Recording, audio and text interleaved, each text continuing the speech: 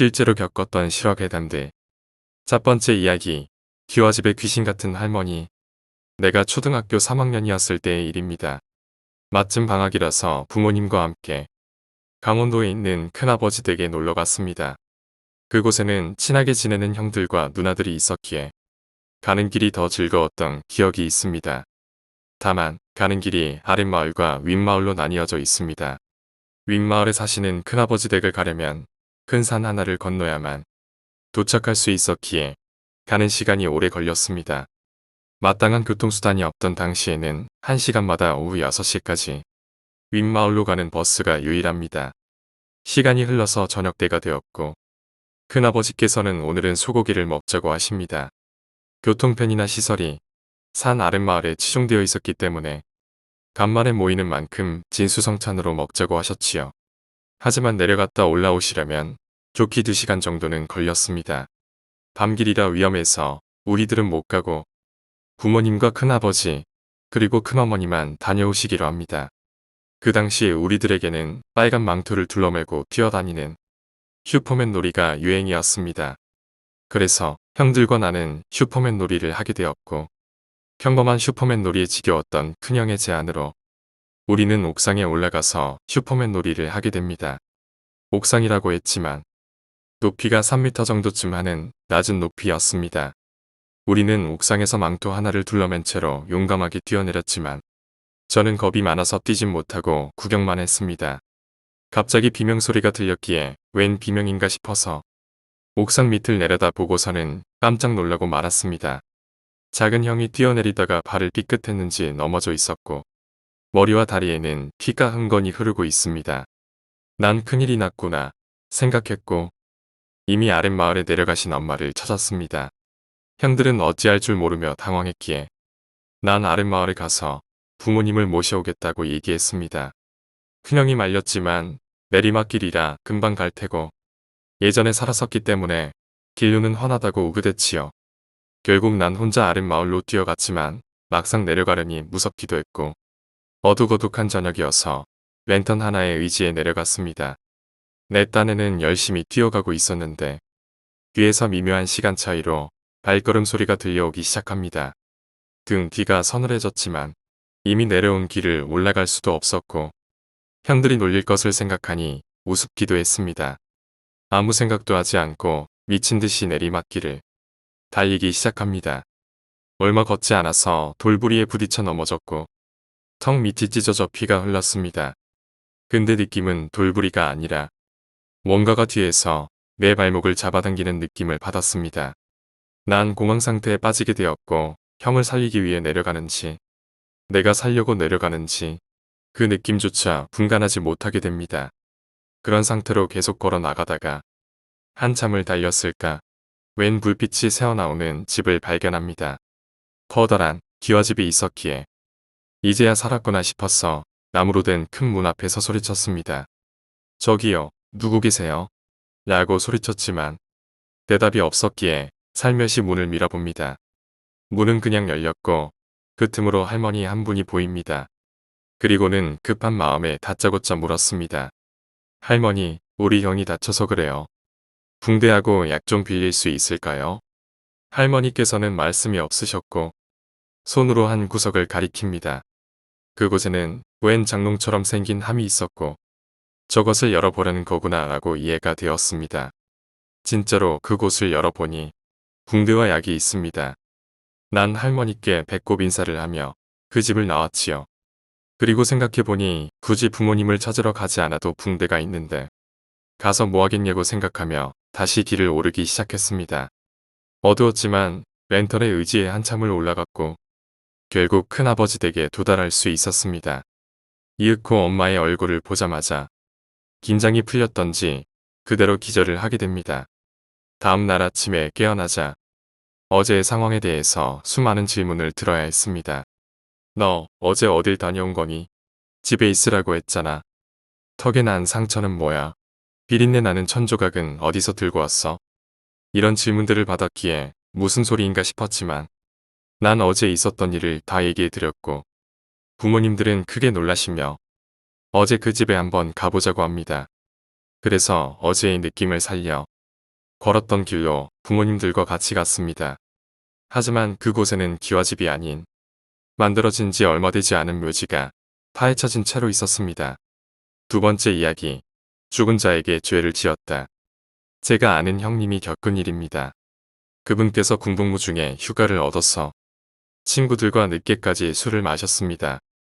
그리고 완전히 만취 상태에서 집으로 귀가를 하던 중이었습니다. 집이 있는 곳은 산골이었기에 시내에서 고개 하나를 넘어야만 합니다. 보통 같으면 가지도 않았을 법한데 하루라도 빨리 집에 가고 싶었는지 심야에 언덕을 올랐습니다. 그런데 언덕을 오르던 도중에 어떤 여자가 길목에 서 있었습니다. 형님께선 처음에 그냥 무시하고 언덕을 오르려 하는데 그 여자는 미동도 않고 여전히 형님을 보고 있었습니다. 아주 천천히 지긋하게 말입니다. 뭔가 이상한 기분이 들었습니다. 산 사람이 아닌 것 같은 기분. 순간 귀신이다 싶어서 온 몸이 떨리게 됩니다.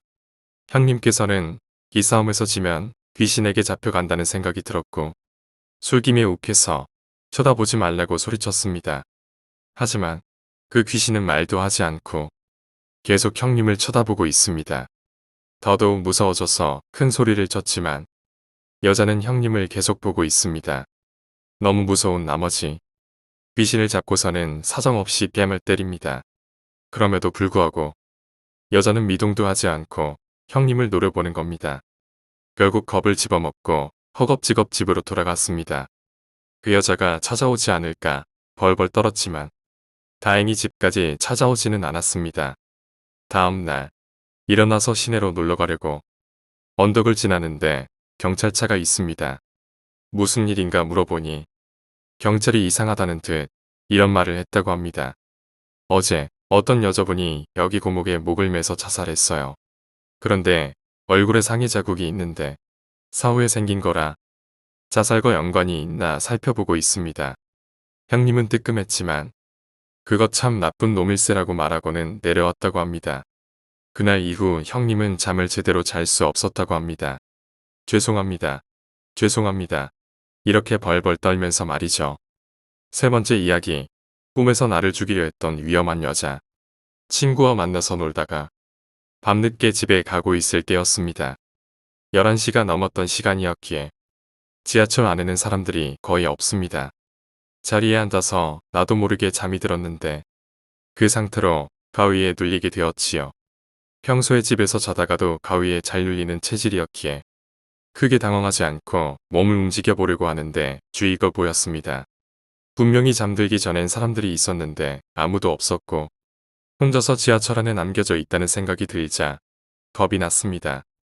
그때 맞은편으로 열리는 문에 어떤 한 여자가 기대고 서 있는 것이 보입니다. 사람이 있었구나 하는 생각에 내심 안도감이 드는 것도 잠시 그녀의 옷차림이 저를 불안하게 만들어 버렸습니다. 너무나도 선명한 붉은색의 투피스에 그와 맞춘 듯한 빨간 하이힐 그리고 허리까지 길게 늘어뜨린 검은 머리카락에 이 모든 것과 대조되는 새하얀 피부. 이러한 비현실적인 모습에 소름이 끼쳤습니다. 마네킹처럼 문 앞에 서 있던 그녀가 자신을 바라보는 시선을 느꼈는지 저를 향해 고개를 돌리자 다시 한번 숨이 멎는 공포를 느꼈습니다. 눈은 머리카락에 가려 보이지 않았으나 얼굴과 따로 노는 듯이 움직이는 썩어 문드러진 입술이 나를 향해 웃고 있었지요. 그녀가 한참 희죽희죽 웃더니 내게 다가와서 말했습니다. 내가 보이지? 마치 다른 사람이 한 글자씩 말하는 말투와 목소리에 겁이 났기에 빨리 가위에서 깨어나려고 발가락을 움직여 보려고 했습니다. 그러자 갑자기 왼쪽 발의 네 번째 발가락에 엄청난 통증이 느껴지게 됩니다. 그녀가 하이힐의 뾰족한 끝으로 제 발가락을 짓눌렀던 것입니다. 엄청난 고통에 비명을 질러대었고 갑자기 정신을 차리니 주변엔 다시 사람들이 있습니다. 그들은 갑자기 비명소리를 질렀던 저를 걱정스런 눈으로 바라보고 있습니다. 그런 상황에 민망해져서 핸드폰을 만지작거리다가 가위에서 깨어난 걸 다행으로 생각하며 지하철에서 내립니다. 집에 돌아와서 발가락을 살펴보았지만 다행히도 발가락은 멀쩡했습니다. 그리고 집에 도착해서 바로 잠에 들었고 아무 일 없이 아침에 눈을 뜨게 됩니다. 그날은 모처럼 쉬는 날이었기에 어머니를 도와 집안 청소를 했습니다. 청소를 대강 끝내고 정리하는데 갑자기 부엌에서 어머니가 다급하게 저를 부르는 소리가 들렸습니다. 저는 급히 어머니가 있는 곳으로 가다가 거실에 세워놓은 화이트보드에 다리를 걷어차고 말았습니다. 심하게 치였는지 너무 아파서 그 자리에 주저앉게 되었고 발을 쳐다보니 왼쪽 발이 1번째 발가락의 발톱이 반쯤 들려서 피가 흐르고 있습니다. 제가 고통스러워하는 소리에 어머니가 옆으로 오시더니 왜 조심하지 않았냐고 하십니다. 그래서 저는 엄마가 급하게 불러서 무슨 일인가 하고서 빨리 가려다가 발을 채웠다고 말합니다. 그러자 어머니께서는 고개를 갸우뚱하시며 말씀하십니다. 이상하다. 나는 너 안 불렀는데. 나는 베란다에서 화분 정리하고 있었어.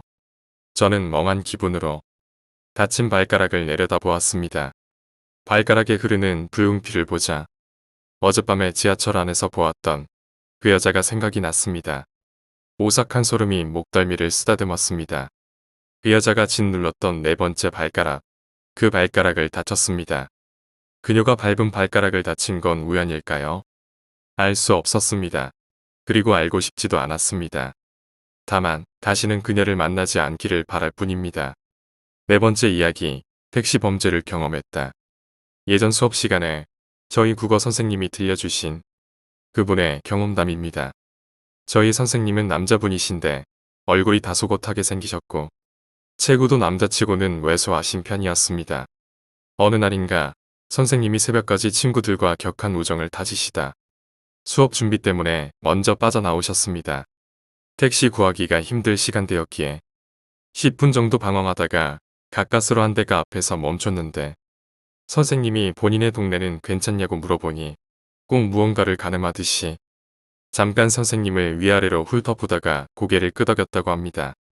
선생님은 한창 장거리 손님 태울 시간에 자기 목적지는 15분만 달리면 도착하는 거리라 태울까 말까 고민했던 거라고 생각하고 별 생각 없이 조수석에 탔습니다.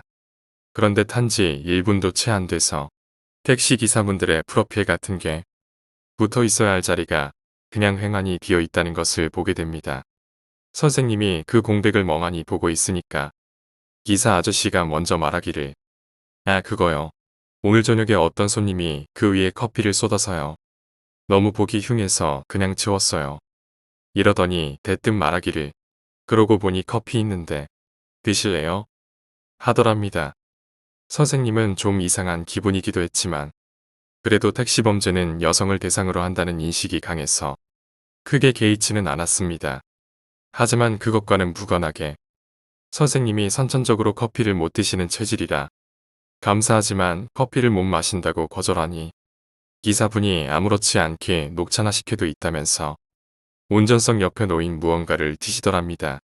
거기에 마침 신호가 걸려서 차가 멈추게 되자 기사분이 아예 몸을 틀어서 뭔가를 뒤적뒤적 하는데 찾는 게 안 나오는지 무언가를 계속해서 찾고 있습니다. 선생님은 그냥 웃으면서 됐다고 했는데 들은 척도 안 하고 계속 뒤적거리며 왜 없지? 없을 리가 없는데 이 말만 계속해서 반복합니다. 계속 찾는 게 안 나오니까 이분이 점점 말투가 난폭해지고 동작이 커지더니 말의 욕설까지 섞이기 시작합니다. 선생님은 점점 기분이 이상해져서 자기도 모르게 조수석 옆문에 손을 가져갔고 그 순간 신호가 바뀌게 됩니다. 근데 그러거나 말거나 기사 아저씨는 계속 욕설을 내뱉어가며 뭔가를 뒤지고만 있었고 뒤에 서 있는 자들은 경적을 울려대기 시작했습니다. 경적 소리에 번쩍 정신이 들었던 선생님은 택시비를 뿌리듯이 집어던지고는 그냥 문을 열고 도로로 뛰쳐나왔습니다. 그리고 거의 동시에 등 뒤에서 택시기사가 소리를 지르자 반사적으로 뒤를 돌아보게 됩니다. 기사 아저씨가 들고 있는 것은 녹차나 식혜 같은 게 아닌 굉장히 육중해 보이는 공구였다고 합니다. 선생님은 힘이 풀리는 기분에 정신없이 도로를 가로질러 달려가서 근처에 있던 편의점으로 들어가 룸메이트에게 전화를 걸었고 룸메이트가 올 때까지 편의점에서 떨고 있었다고 합니다. 저희한테는 지금 와서 생각해보면 차가 쌩쌩 달리는 도로를 그냥 가로질렀다는 것이 더 무섭다며 이야기를 마무리하셨지만 그래도 바로 내 눈앞에 있는 사람이 안 좋은 일을 당할 수도 있었다고 생각하니 왠지 오싹한 기분이 들었습니다.